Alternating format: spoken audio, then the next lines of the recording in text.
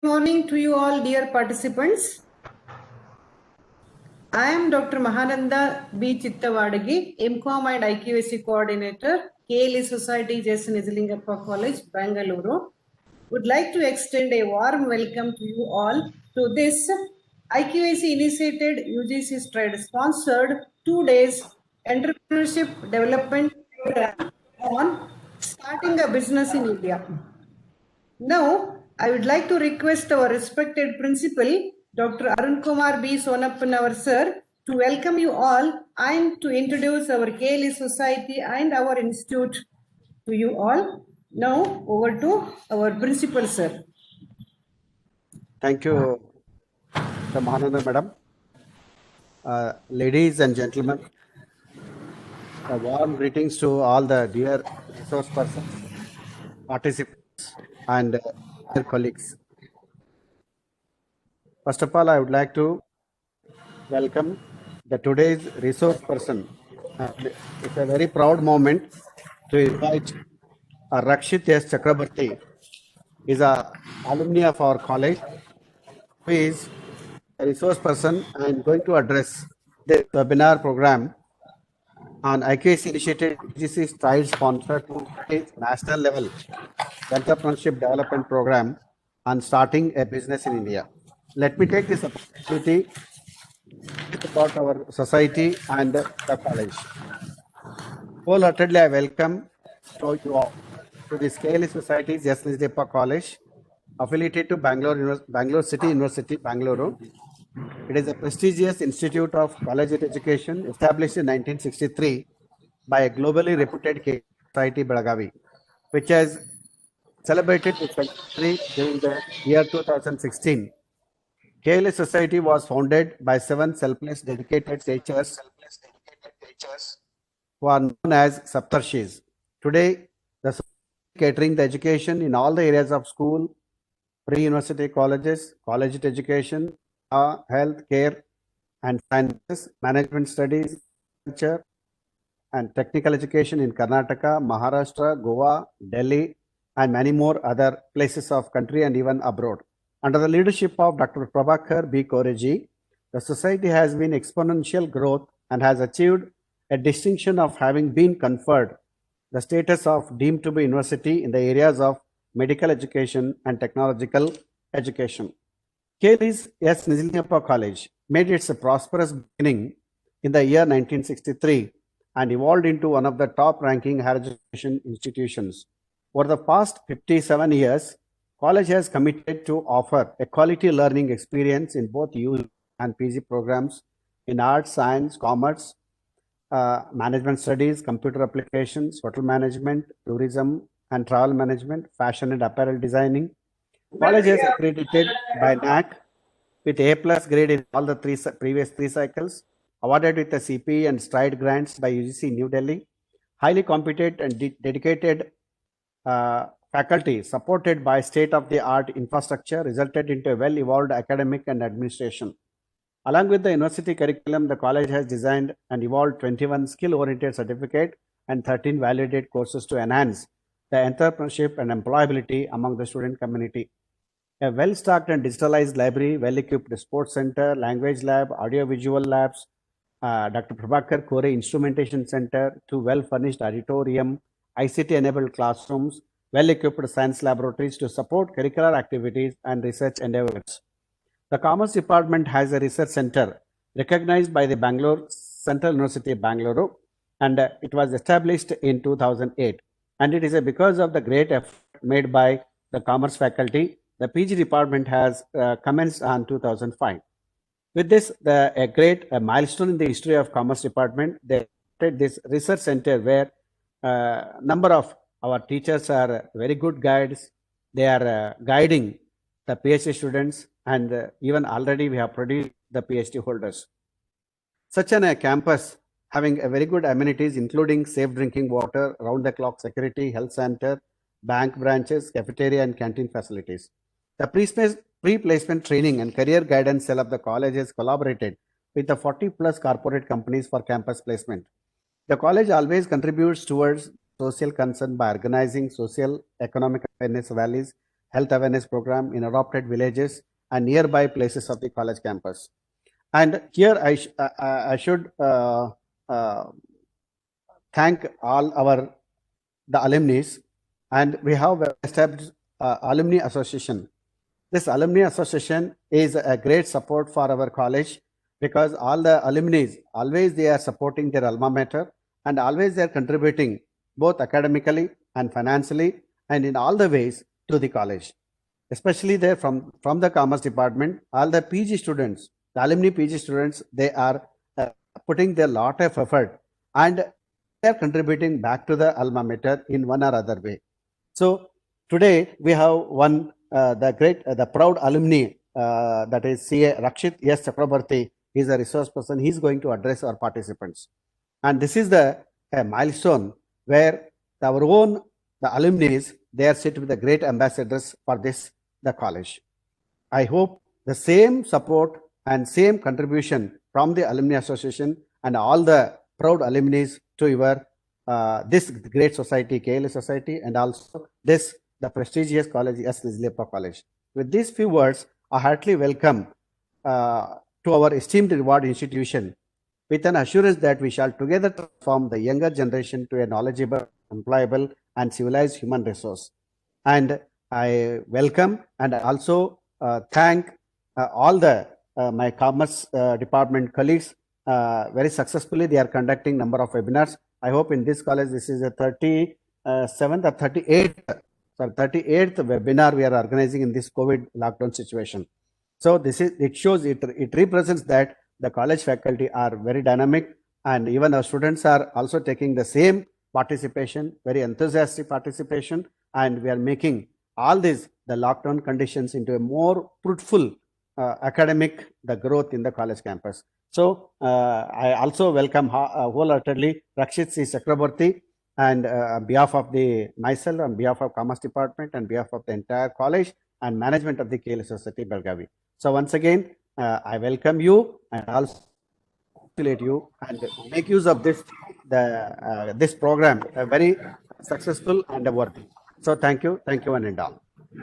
Madam, over to Madam. Thank you, sir, for having extended a warm welcome and for having introduced our KLE Society and our institute to all our dear participants. Thank you so much, sir, once again. Now I would like to introduce our today's resource person, Sri Rakshit C. Chakravarti. Once he was my beloved student. Yeah, I proudly feel he is the resource person of today's entrepreneurship development program on starting a business in India. This is the brief information or a brief introduction of Rakshit S. Chakravarti. Friends, he is completed his BCom from our institute in the year 2017 and completed his CA course by 2019. Within 2 years he completed because he started from BCom 1 only. Then now he is a managing partner at SR Chakravarti and Associates. He is a consultant at KS Sridhar and Associates. He has the following core competencies: financial reporting and financial management, auditing, assurance and attestation assignments, direct taxation and international taxation, incorporation of and consultation for startups and MSMEs. He is very good in managerial and analytical skills, very good in debating and reasoning skills, presentation and teaching skills, and is familiar with majority of the operating systems. He has good communication, leadership and team building skills, and most important is the guy is very calm, flexible, adaptable, and he is a man of determined mindset. Now, I would request my student and today's resource person, Rakshit S. Chakravarti, to address our participants regarding starting a business in India. Now over to Rakshit.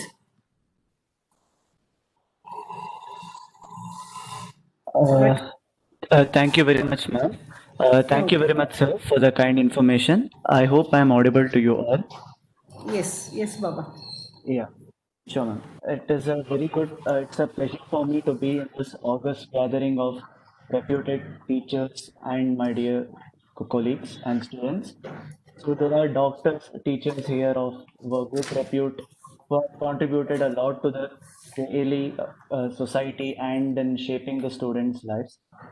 I wish to do a little uh, role of myself in helping the students to establish their dreams and pursue their dreams and goals and to establish themselves in the Indian economy as lead entrepreneurs. So, as you are aware, today's discussion is about entrepreneurship and starting a business in India. So right now, globally, India is at 63rd position of number of entrepreneurs in the world. So let we may not be the first in the number of countries in the world, but we are gradually moving towards this. So with this background, let me get into today's discussion, which is about entrepreneurship development and starting the business in India. Yeah. So I hope my screen is visible to everyone in the meeting. Okay. So now it's about entrepreneurship development and how students can become entrepreneurs in India. So now today you may be a student and tomorrow you would be an entrepreneur, pursuing your dreams and ambitions and contributing to the nation. So now let us understand who an entrepreneur is. So an entrepreneur is a person who sets up a business or a line of businesses. It can be one or more businesses. And that particular person, he takes the most of the financial and other risks, the lion's share of all the risks, financial risks, human resource risk, information technology risk, inflation risk, economic risk, and any other risk which is associated with his business. And why does he take a risk? Because he takes risks in the hope of anticipating profits or surplus or any market shares.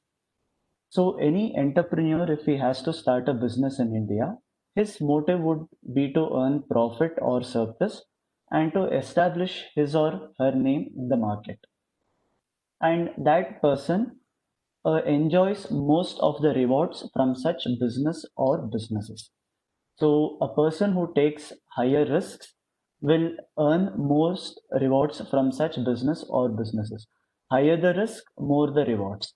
So risk and rewards are actually directly proportional to each other. The more risk a person takes and if his ideas click, the more rewards he would earn from his or her business or venture.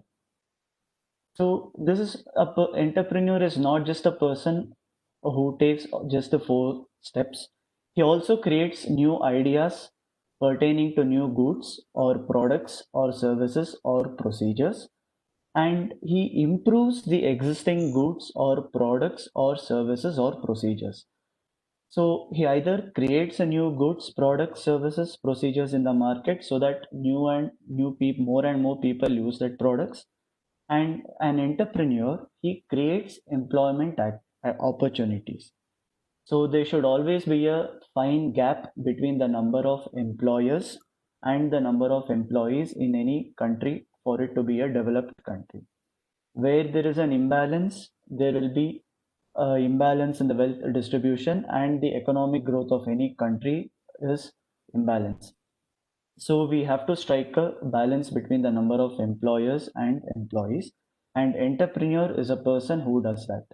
So he becomes an employer and he creates more employment opportunities for employees.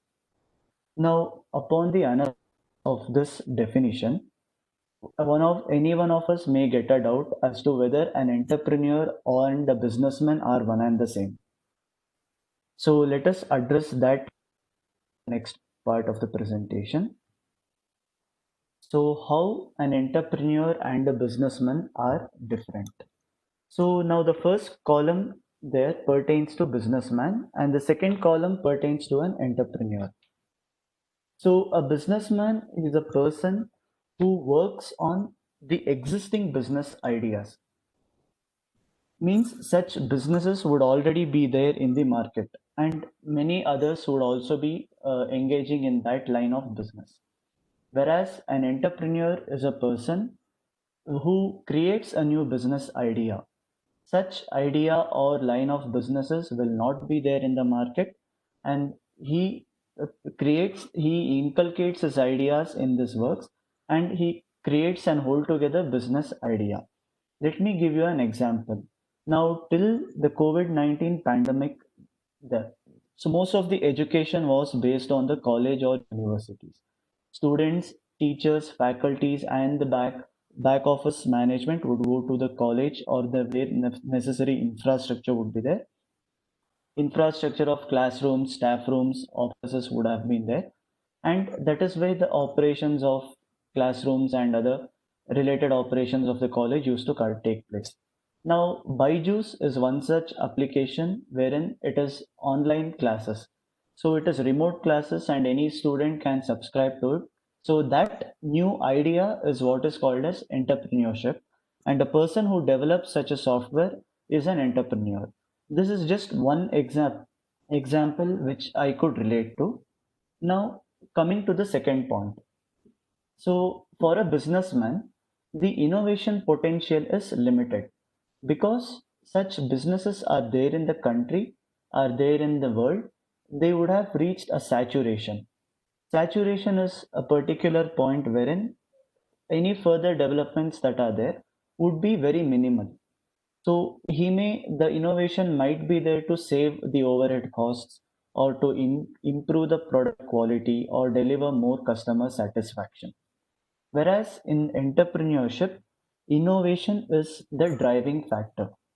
So a term is called a driving factor if without which such business idea ceases to exist. Now, without innovation, there cannot be entrepreneurship. Innovation is one thing which is the main reason for establishment of entrepreneurship. So this innovation involves creative thinking, and that entrepreneur does the thinking. And coming to the third point, demand for a line of products or services is high. Now let us take our own education industry. Every person up to the age of 14 years has to mandatorily go through his schooling. So the education demand is there in the country. So demand for line of products or services is high. So education is one such aspect. Let us take retail trade, for example, hardware sales or cars, any such. The demand is always there. Whereas entrepreneur, the demand for line of products or services is low. So the entrepreneur's job is to create a new demand and market for his business idea or innovation. So by inculcating his innovation in his business, he creates a market or demand for his products or services.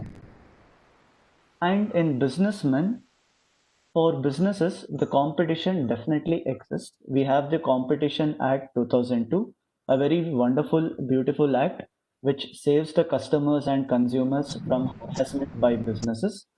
As the number of competitors increase, the companies focus more on developing good quality services to the customers. Whereas an entrepreneur, his competition may or may not exist, and if it exists, it is very limited. Now, the focus of entrepreneur is to make people's life easier. Let us take Ola and Uber for example. Now, Swiggy, Zomato. So, 10 years before, nobody could imagine the scenario of, say, hotel food items that could be delivered to them at their home place. So, you need people who think that the supply lines can be integrated so that these delivery lines go flawlessly. So that is where you create a new market for it. So once a market is created, you have many players. Now, let us say Swiggy, Zomato, Dunzo, these are all competitors, and each one of them are entrepreneurs. So businessmen, the primary motive is profit focused. So any business at the end of the day is focused on one, wealth creation, second, profit generation, third is enhancing the value of shareholders. So for entrepreneur, it is market focused. He seeks to create a market and establish himself in the market. Such market would have been non-existent, and only because of this entrepreneur would that market cease to create.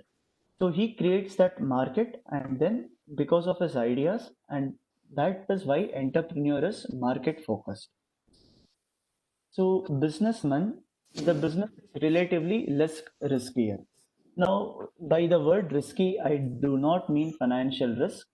In the sense, such businessmen will have a fair idea about the gross profit margin or sales or purchases required. So, since this business, in the first point, it is based on existing business ideas, so all the market participants and players would have a fair idea about that business as to how it operates, what they need to do, the capital requirements, the human resource requirements. So these are all available there, and that is why it is relatively less risky. Now, for an entrepreneur, it is more risky because an software engineer, if he has to create a new software product, his competency is in creating that product and enhancing the value delivered to the customer. Now, the competency of his finance team, the competency of his legal team, the competency of his human resource team determines whether his company will succeed in the future or not. So that is why for that entrepreneur, his entrepreneurship business is more riskier than a businessman's business. So, and the last point, a businessman seeks market share, which means market would always he seeks to establish himself in the market. Whereas for an entrepreneur, he creates a new market. So once a new market is created, another other participants would come in that market, whereas the entrepreneur creates the new market. So this is how a businessman is different from an entrepreneur. So entrepreneurs are businessmen, but all businessmen are not entrepreneurs because entrepreneurs requires new ideas, creation of new markets, taking higher risks, and innovating. Innovation is the driving factor. So I hope that the concept of businessman and entrepreneurship has been explained here properly. So moving on to the next slide. So this is an important aspect as to what it takes to be an entrepreneur. So can every person be an entrepreneur? Can entrepreneurship be learned over the course of time of a person, individual? So we'll find out. So a person, if he has to be an entrepreneur, he needs to have a determined mindset. So once he decides that I am going to be an entrepreneur, he should not look back. He should not regret his decisions which he has taken, and he should be crystal clear in identifying what he wants, and he should pursue his objectives in iron foot, which means this, he is clear about his goals and objectives.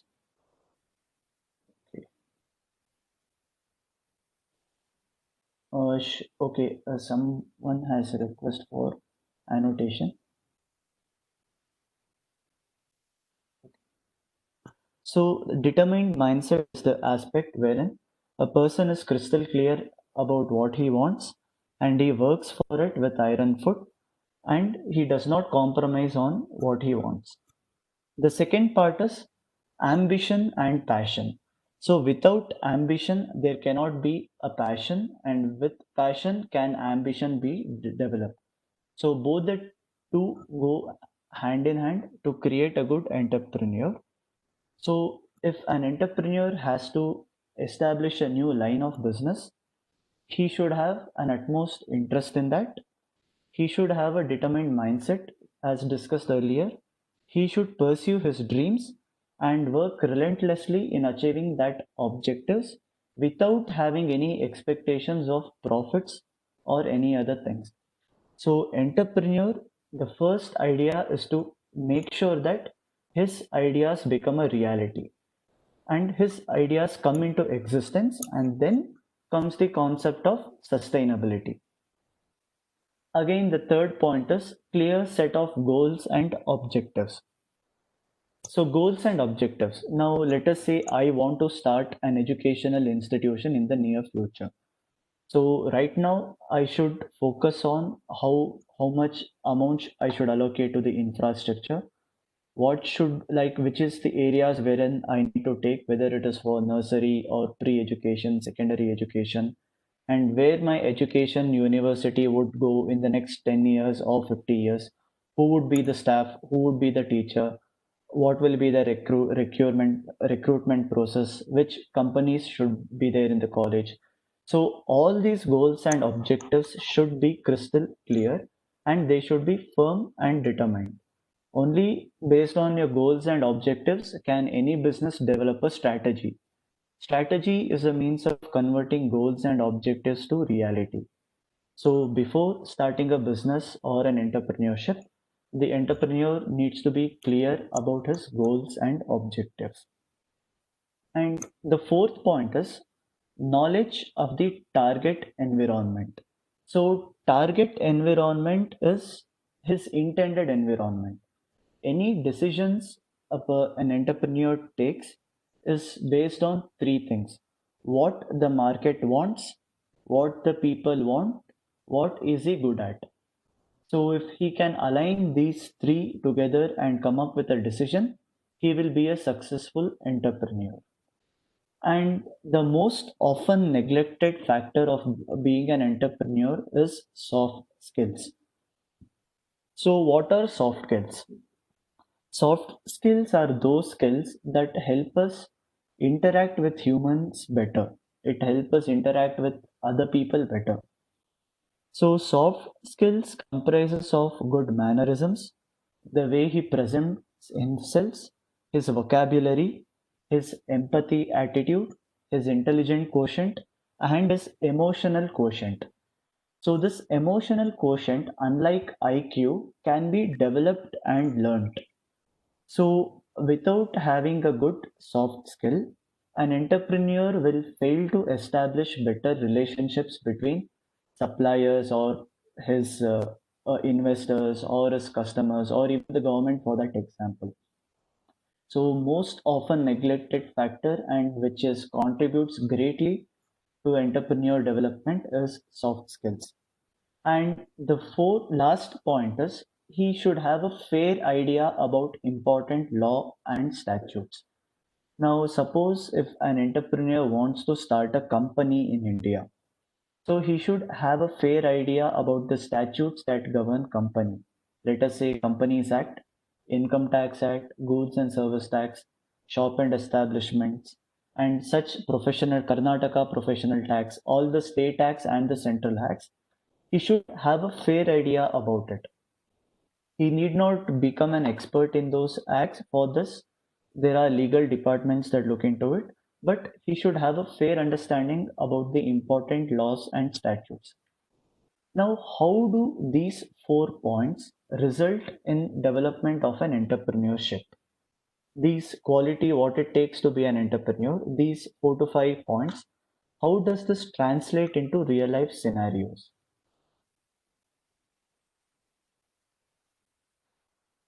Before that, let us discuss the opportunities in India. So up to 2016, as you can see, the ease of business doing ranking of India was relatively in the bottom share in the country. There are roughly 200 plus countries in the world, and if India was at 130 in 2016, then it is below average. So in 2016 to 2019, there came certain drastic reforms, such as, let's say, Goods and Service Tax Act, RERA, demonetization, prevention of money laundering, Benami transactions, FDI policies were improved, and FTP foreign trade policies were amended to ensure better exports, wherein the cost of legal compliances and the multiplicity of acts was abolished. So as you can see, as a result of it, India has improved its ease of doing business from the rank 130 to 63. So does this necessarily translate into real life ease of doing business scenario? Need not be in every case. So what decides the success of a business is the competency of the entrepreneur, competency of his legal teams, his capital requirements, and his sales revenue forecasts and other things that are incidental to his business. But the opportunities in India are huge. This COVID-19 pandemic for education industry and health and pharmaceutical industries, India has been a game changer in the world. So India has turned crisis into an opportunity wherein it is trying to pitch in foreign investors, it is trying to go vocal for local, and it is trying to ensure that its economy, the fundamentals of its economy are strong. No doubt the job losses have been there. Regarding all of job losses are there, but fairly compared to many other developed nations, India is doing well in the world.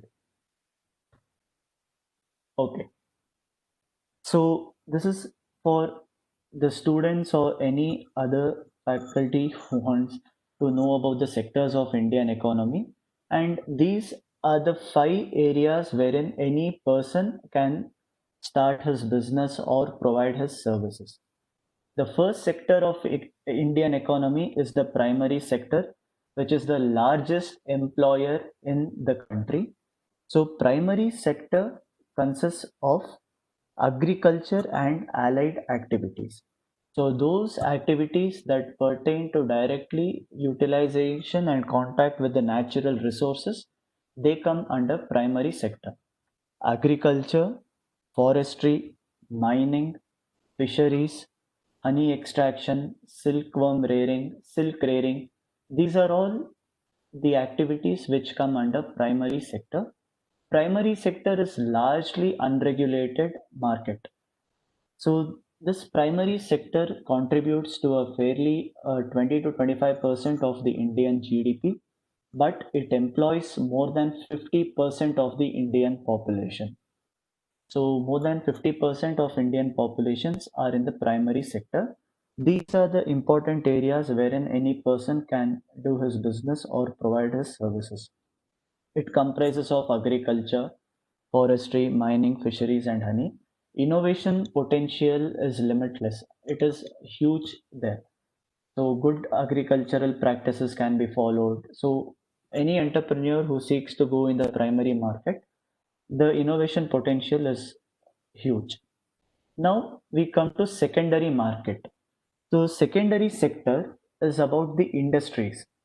So primary was agriculture and allied activities. Secondary sector deals with industries. So by industries, I mean all industries, whether they deal with plastic, they deal with wood, they deal with gold or silver or any other goods, commodities.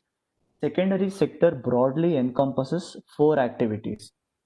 One, they can be manufacturing. Second, they can be trading. Third, they can be production. Fourth, they can be a combination of manufacturing, trading, and production.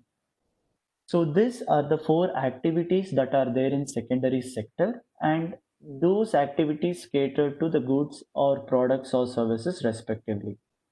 So manufacturing, a person can manufacture medicines, he can manufacture furnitures, they can manufacture vehicles. So irrespective of the products or services that are there, these are the 4 areas which are predominantly in the secondary sector.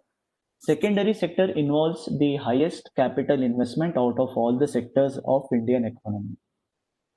So as you are aware, for manufacturing or production, you require plant and machinery, equipment, and operating expenses are huge, personal expenses are there. So it is the secondary sector which requires the highest investment among all the sectors of the economy. The third sector is the tertiary sector or service sector.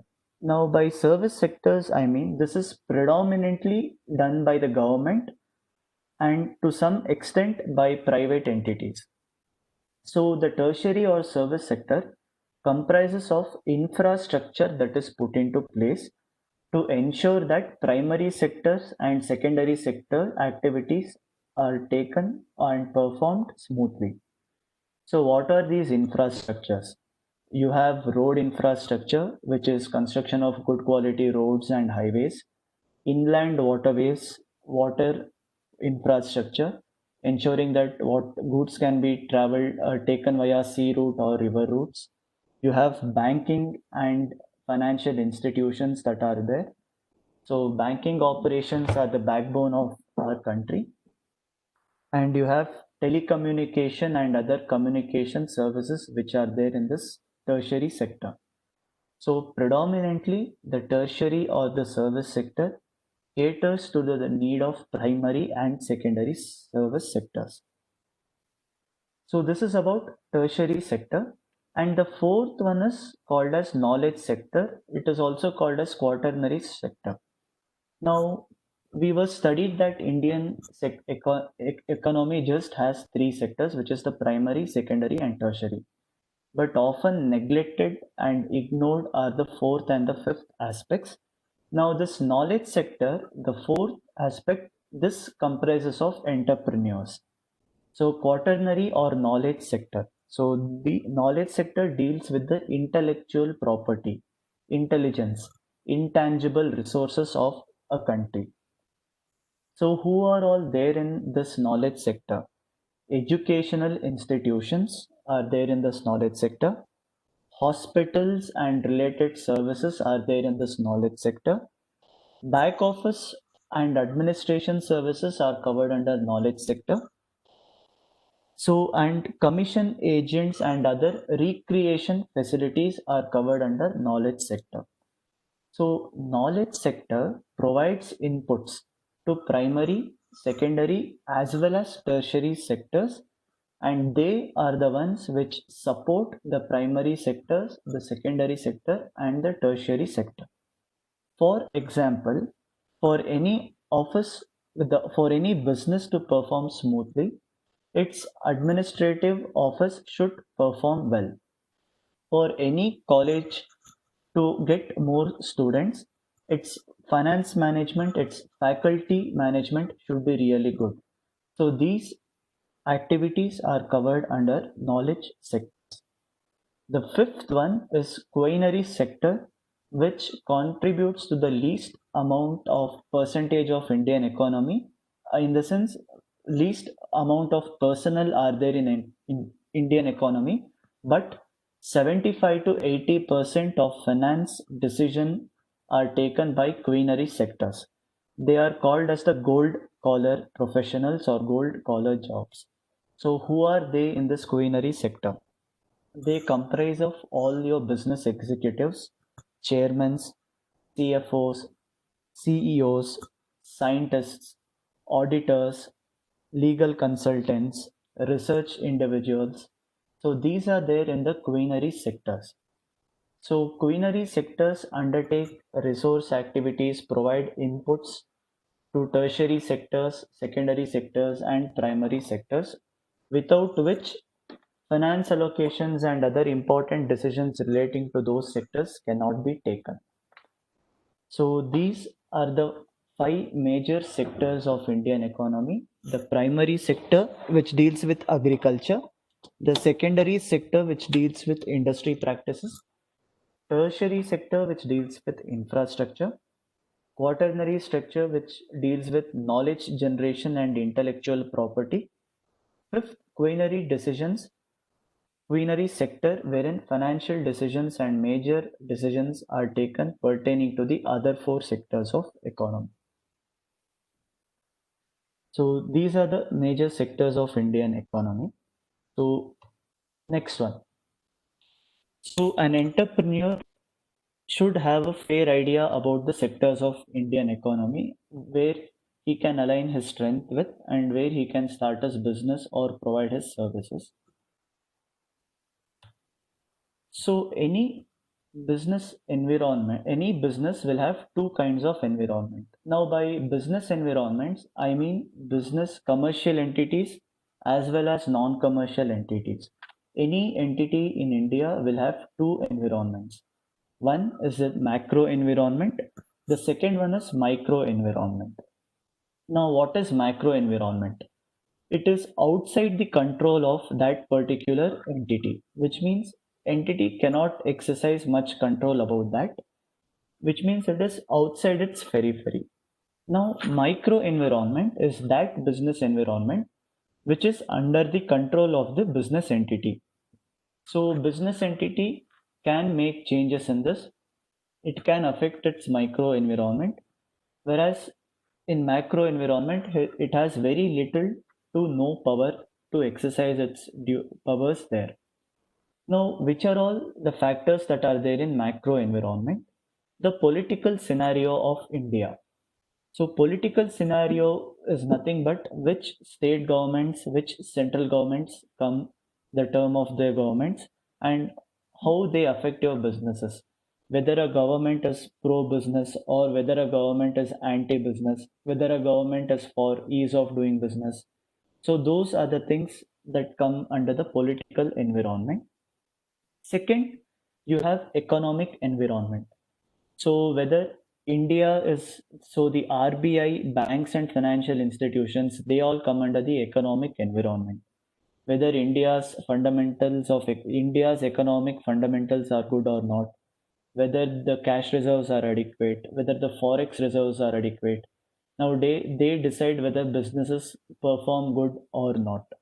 Suppose if India is in inflation scenario and its economy is in the decreasing trend, business organizations, they are suffocated to continue businesses in India. So they may look for other alternative investment ideas and avenues.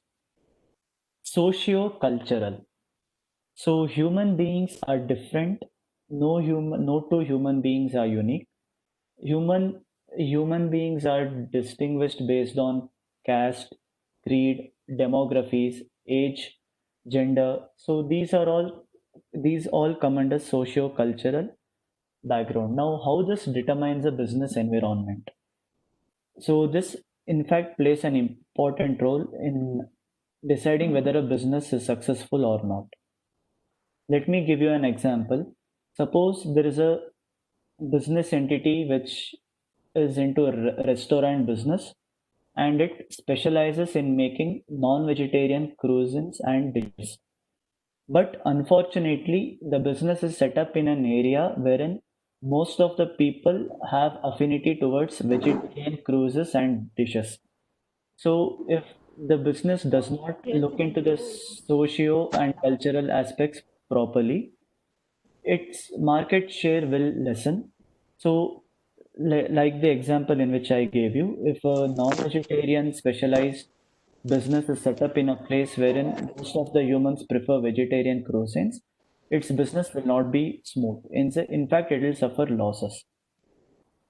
The fourth one is technological environment. Now, this, my friends, is the king of all the driving factors in today's world, which is technology. Technology is a boon and as a bane, and it is a separate debate altogether. But technology is not just, say, facilitating the business, it is shaping how the business is being created. So, let me give you one example. So, till now, colleges were being face to face interaction between the faculties and the students. With the onset of COVID-19 pandemic, now without technology, remote classes and online classes could not be conducted.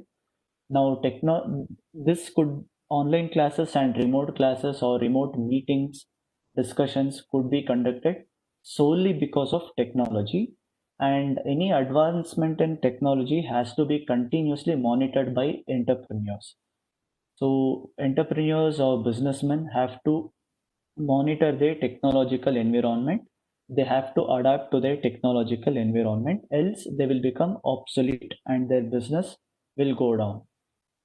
Now, the fifth aspect is the legal aspects. There are a plethora of laws in India. So, to ensure ease of doing business, the number of laws have to be reduced. So, a business should have a fair idea about the legal environment in which it operates because any non-violation, severe non-violations of legal laws will lead to closure of business and it will lead to far imposition of penalties. So an entrepreneur should have a fair idea. He should pick up his legal consultants and legal teams adequately. And the last and the most and last and one of the important macro environment factors are environmental factors. So you have all the environmental laws that are there in India, and whether such laws have been violated or not should be looked into. Now, businesses who are engaged in production of plastics, they should have an environmental responsibility to recycle such plastics. So coal mining, which produces smoke and emits carbon dioxide in the country, they should perform activities to ensure that more trees are planted and reduction of carbon dioxide emissions are at place. So these six together called as pestle analysis. Pestle environment is our macro environment. These are the six environments which are external to the entrepreneurship or business organization, which an entrepreneur should be aware of. And entrepreneur has no control in this. He should adapt to the changes in the macro environment. Now, this micro environment, contrary to the belief of micro environment being inside the organization, if you look at the factors there, take the first letters of it. It is cosmic, COSMIC. So the environment of a business entity is an entire cosmos in itself. So who are the factors in which a business environment has 100% control about? They are the competitors. First, you need to identify the competitors. You need to decide their pricing policies and how your products can be of better quality. Now, the competition is there in every area, be it in production sector, service sector, education sector, or even banking sector for that matter. So competition is there. So the major factor in the micro environment which the entrepreneur needs to be aware of is he should know his competitors, he should know their strength and weaknesses, and he should work on his strength to overcome his weaknesses and overcome his competitors. The second micro environment is the organization itself.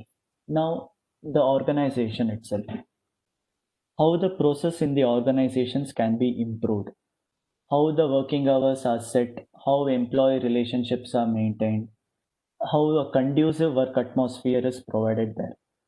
So the stakeholders being associated with an organization should stick to that organization. They should not go elsewhere. So for this, you need internal reforms in the organization. And for that, the entrepreneur should be aware of his own company, what is going on in his company. The third one are suppliers, from whom an entrepreneur or a business purchases their goods or services or any resource items or a consultation for that matter. Suppliers are those people who provide goods, services, or intellectual property to a business, and a good quality supplies ensures that the supply chain of a business is very good. Now, the fourth point is the market. Now, without understanding the market and analysis of a market, if an entrepreneur starts his business in India, he is surely bound to close his business within 1 or 2 years. Before creating a business, market has to be studied properly, and the trends in the market has to be studied properly. So what are the customer patterns that are there? How people are changing in their expenditures? How businesses are performing? How education policies are being made? So these are the things that an entrepreneur should focus to. Now you have market intermediaries. Who are these intermediaries? So intermediaries in a vague term is correlated to commission agents or brokers or otherwise. Whereas in micro environment, it is not so. The intermediaries consist of banks, financial institutions, their agents, their people or education from whom they have taken debts or loans. So a good relationship with intermediaries is very crucial to ensure that the business is performing optimally. Now, the last and the most important point is customers. So, the micro environment begins with competitors and ends with customers. So, we need to take care of our competitors. We should also need to take care of our customers. How? Increase the customer satisfaction, provide some value addition to the customers, provide value utility to the customers. So, customers are the king of the market or economy, and it is the customers who make businesses profitable or who give losses to the business. So these are the two environments that are there, which are macro environment and the other one is micro environment.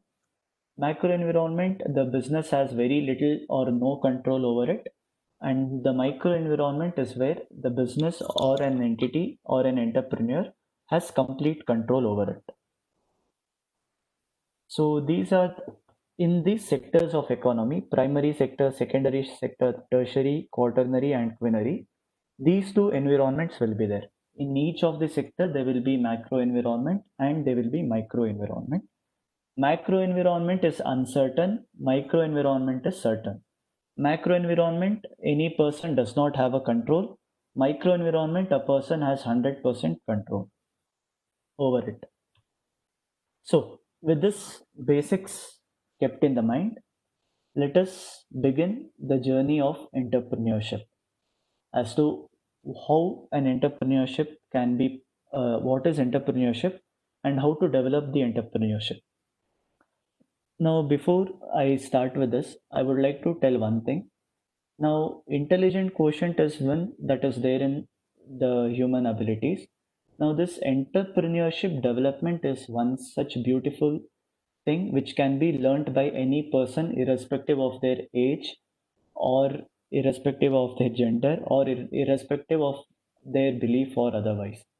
Entrepreneurship can be learnt, inculcated, developed, and it can be further improved and enhanced to play to their well-being. So these are the fundamentals of entrepreneurship.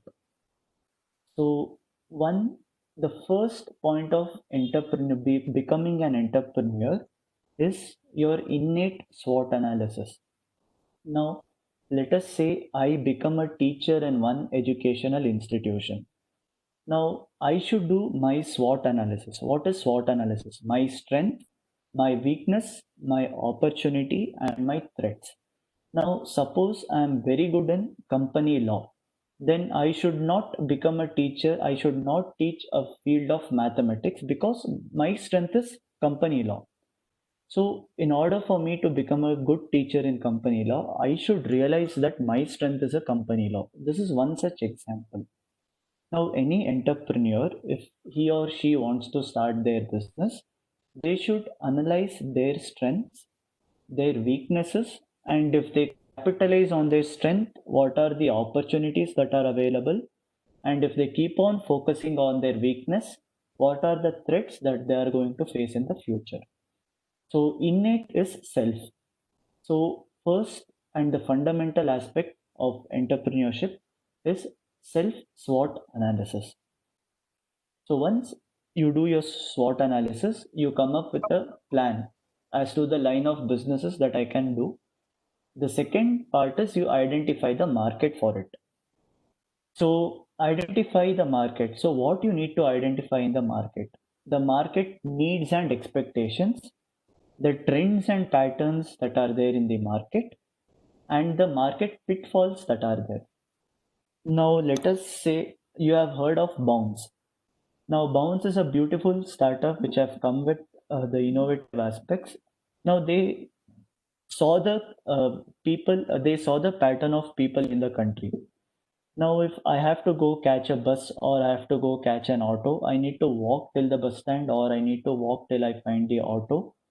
And there are now you have Ola and Uber who are giving doorstep pickup and delivery. So this Bounce is one such concept wherein if I am fond of riding motorcycles, but I do not want to buy one, then I can use Bounce for this. So the market for bounce is really good. All you need to know is you have to get that vehicle online, you have to register with it, and it will show you the location of the vehicle, and you can take the vehicle and go to your destination. So for them to introduce bounce in India, they need to understand the market needs and expectations. They need to see the trends and patterns, the frequency of people traveling, the frequency of average distance that one person is traveling, and the pitfalls that are facing in the market. Right now, COVID-19 pandemic, the traveling has decreased. So what are organizations doing? They are investing more on their IT infrastructure to ensure that people can work from their respective home. So that is how you need to identify the market expectations, the patterns and trends in the markets, and the pitfalls. This pitfall is often neglected aspect, and market is not 100% self-reliant. There are always pitfalls in the market, and the more pitfalls you identify, the more opportunistic it is for your business to develop. The third point is design a tentative plan. Now, the tentative plan, I do not mean finance, capital requirements, operating requirements, and other things. The tentative plan of your product or the services that you're planning to get into the market. Now, for educational institutions, this third point can be a design a tentative plan means any value addition course that they can give to the student, how they can improve the services that they are giving to the student as such. The fourth point a person or an entrepreneur should do is they should align their competencies with the tentative plan that they have decided. As you are aware, the first point begins with SWOT analysis. Now, after performing SWOT analysis and identification of the market, a person designs their tentative plan. Now, in deciding their tentative plan, they should look into that the plan contains those aspects in which that person is strong and in which there are opportunities for there. So this is how you align the self SWOT analysis which you have done, and you align it with the tentative plan that you have made. So these are the foundation fundamentals of building any entrepreneurship or for any business to improve its products or services. So then after performing the fundamentals, we come across preliminary aspects.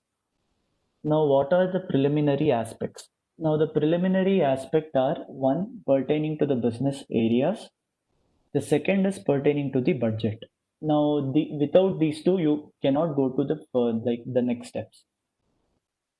So right now in the previous step, the third point is entrepreneur designs a tentative plan and he aligns the competencies with the plan. After this, the entrepreneur has to develop the area of products or goods or services that he has to focus on. He has to decide upon the goods, the areas of services he provides on. The second part is he or she should find suitable partnerships or collaborations. Now, Peter Drucker defines business as an aggregation of people who come towards a particular cause. So, business cannot perform in isolation. One person alone cannot do a business. There should be suitable partnership or collaborations. Now, by partnerships, I do not mean investors or any other things. They can be employee-employer partnerships, agent and principal collaborations, teachers and principal collaborations, and such other things are covered under collaborations. The third one is deciding upon the type of legal entities. So whether they should be a sole proprietorship or they should form a partnership firm or whether they should go for a private limited company or a public limited company. So this has to be taken based on the partnership, the products and goods and the collaborations. Now, suppose I have just 3 to 4 people as my partners. So for me to start a partnership firm would be better than to start a company based on the area of operations. Now we'll come to the legal entities in the next slide. So these are the three things that are covered under business areas. One is identify the any new products, goods or services that he or she has to provide. Then find suitable partnerships or collaborations. And the third one is decide upon the type of legal entity. And now the most important and often neglected item is the initial budgeting. Now I have interacted with various people in my practice and they just form a business without factoring the budgets that are there. So this is why India has one of the highest startup failures in the country and in the world. And most of the countries why startups fail is because of lack of poor budget. First one is you need your initial budget. Now to start a business, you need certain expenses which are called as preliminary expenses or expenses that are required to set up a business. So that initial budget is often underestimated or it is often ignored. And the second point is the capital requirements. Now, suppose if my business, I should scale it to, let us say, 2 to 5 crores for starters, 2 to 5 crores of top line or turnover. Now, to ensure that I get 2 crores to 5 crores of turnover, I should invest certain amount of capital in the business. So this capital is one often neglected items and they do not factor. Yes, ma'am. Any doubt? Someone raised the hand.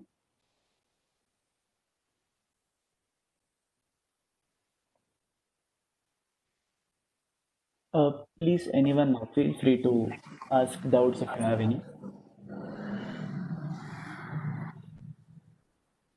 Yeah, Rakshit, better to complete later on. We'll have discussion. Yeah, sure, ma'am. Okay, Yeah, thank you. sure.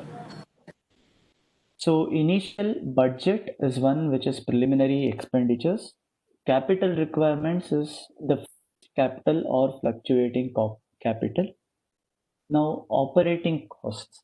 Now this is one area which is a whole new dimension in itself.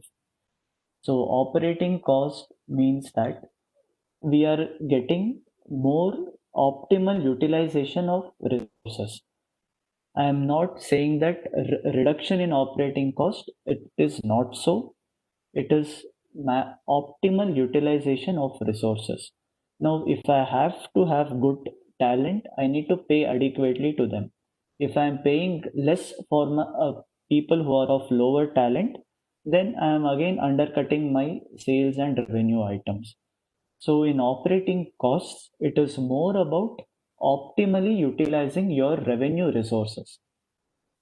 And the fourth one is your compliance cost. So cost of compliance is always lesser than cost of non-compliance. So if you are compliant with your legal and regulatory or taxation and labor laws, you will not find any problems or investigations or assessments from any of the government departments or tax or labor authorities. So to ensure that there are good compliance costs, your legal team and your compliance team should be good. So these are the four important areas of budget. Now, mostly initial and capital budgets are fixed and they are capital in nature, capital expenditure in nature, and operating costs and compliance costs are revenue in nature. Now, all these four can be either one-time payment or one-time investments, or they can be recurring investments. So this will be the last slide for today, and by this, this will be the foundation of entrepreneurship. After which we come across the legal entities in India. Now this is the most important slide of this presentation. So these are the 5 major key success factors.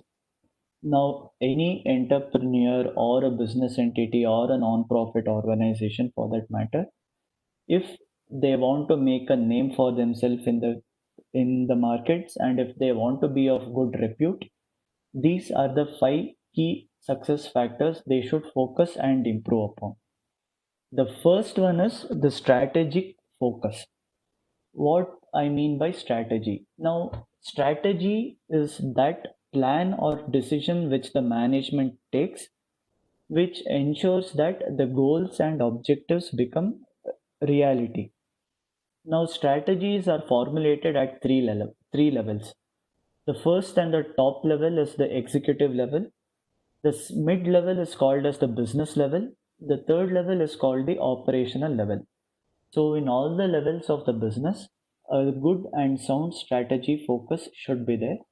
Their strategy should be very good so as to ensure that the business operations are performed smoothly and without much hindrance. Second, and the most important of the key success factors is your human resources. Now, human resources, how is it a key factor?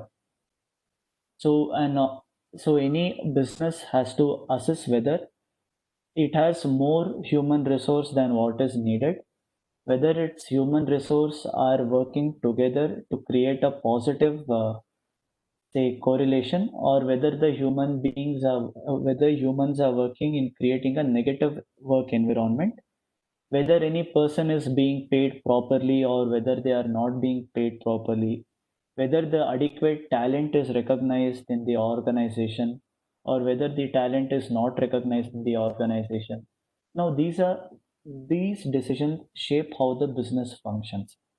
Now, just because a person starts a company or a partnership firm, two companies will not be interacting with each other. It is the humans who are working in the two entities who will be interacting with one another.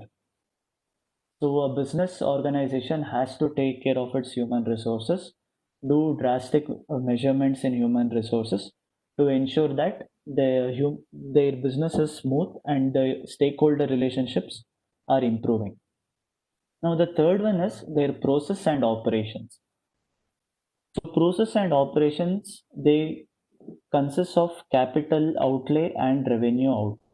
So, whether the business process or the service operations are being performed smoothly, their customer satisfaction, their age receivables, whether they are receiving payments promptly, whether they are paying payments promptly, or whether their goods or products are of good quality to the customers, whether the customers are liking it, receiving the feedback from the customers. These are all the things that are covered under the process and operations. So streamlining process and operations is very crucial to ensure that entrepreneurship or a business development is good and the business develops into a good business. The fourth point is marketing and networking. Marketing is to make sure that customers are aware of your goods or product or services. Networking is ensuring that you give quality goods and services to the customers. So marketing should also be there, and at the same time, good networking should be there. So networking with suppliers, networking with legal departments, networking with investors. So these are all the areas wherein networking plays a role. So without networks, business operations are limited. So in order to ensure that the human resources, processes, and marketing and networking are happening smoothly, a business needs a sound financial management. Financial management, whether they are in operations or they are in investing or whether it is for capital and other aspects, the financial team should be very good. So without proper or inadequate financial management, business cannot function smoothly in the near future, and negative financial management lead to closure of businesses. So CFOs or finance treasurers or secretaries, for such matter, those who are pertaining to the finance department, so they have a huge role to play in ensuring that.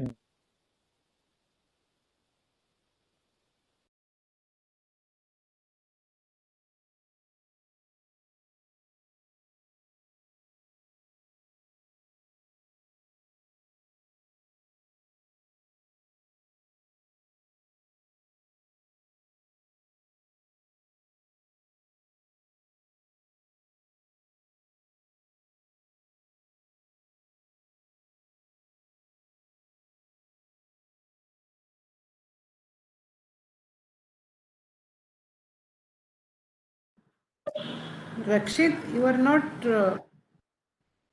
Audible now? Hello?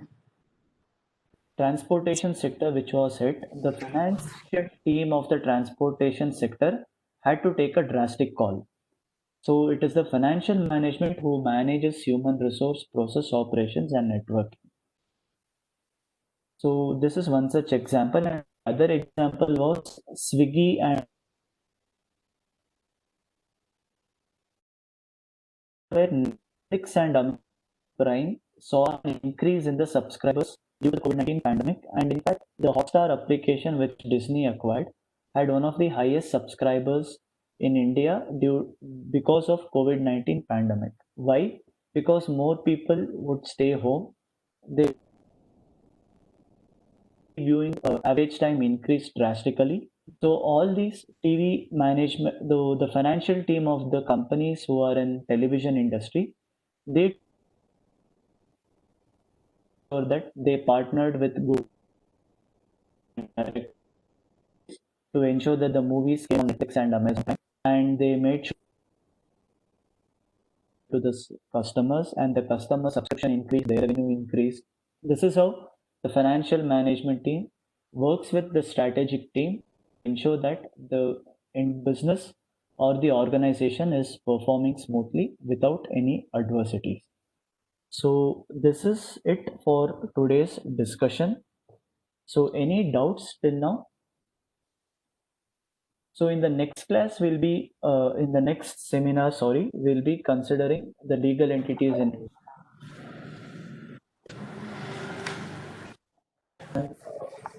finance can be there. So any doubts from any of the participants regarding this? Selvan, please unmute them. Please allow participants to interact. Selva?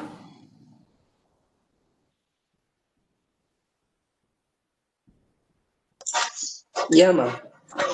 Yeah, Prabha. Yes, dear participants, please interact with our resource person.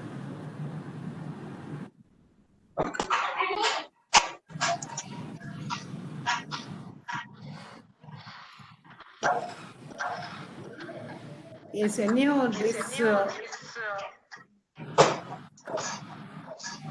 continue tomorrow again by 11 o'clock. Yes, ma'am. Selva, please unmute. Now I request my colleague.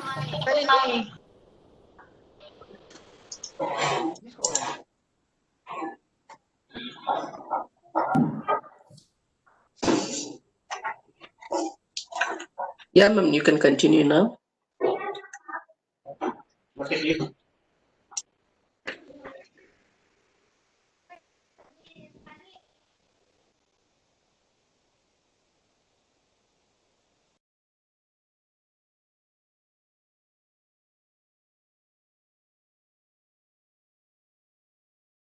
Questions? Any questions?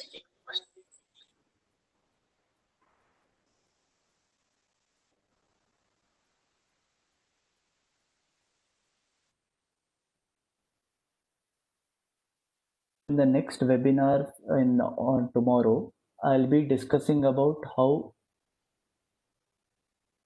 can be set up in India and the ways of financing for legal entities,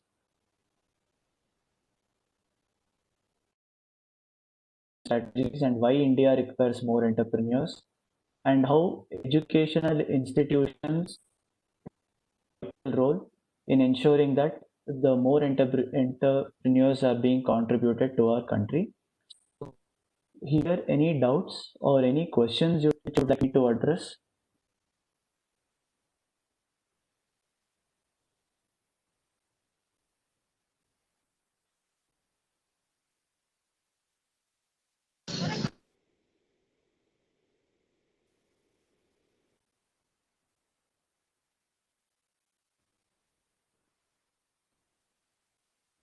And the remaining part of this entrepreneurship development program will be presented by our student, our alumnus, proud alumnus, Rakshit, Chartered Accountant. Thank you, Rakshit, once again. Thank you, ma'am. Thank you, everyone. I request everyone to opportunity. subscribe. Yeah, thank you so much. And he is a faculty for MCOM course also, guest faculty. Rakshit is our guest faculty. Dear participants, I request you to subscribe our. Yes, Rakshit, please. Yes, ma'am. It is a gathering among good professors, lecturers, doctors, and friends and students and colleagues. So thank you for this opportunity. Yeah. And yes, ma'am, you can continue. Yeah. Tomorrow also Rakshit is going to explain you in the best possible way. And though he is my student, no, when he takes our MCOM classes, for your kind information, I always attend his classes, being his teacher. Okay, this is Thank a you, proud ma'am. moment to say Thank my beloved student, he was humble guy. Okay, dear participants, please subscribe to our YouTube channel. All these webinar details are there. You can make use of the benefits, and all our MCOM online classes are also available on our YouTube channel. These lectures given by Rakshit and all other faculty members are there. Selvan, Sure, ma'am. can we? Yeah. Yeah, please subscribe to our channel. It is in the chat box. Please refer to our YouTube channel. Subscribe. Now Sure, over ma'am. to Selvan. Will you wind the session now? Selvan?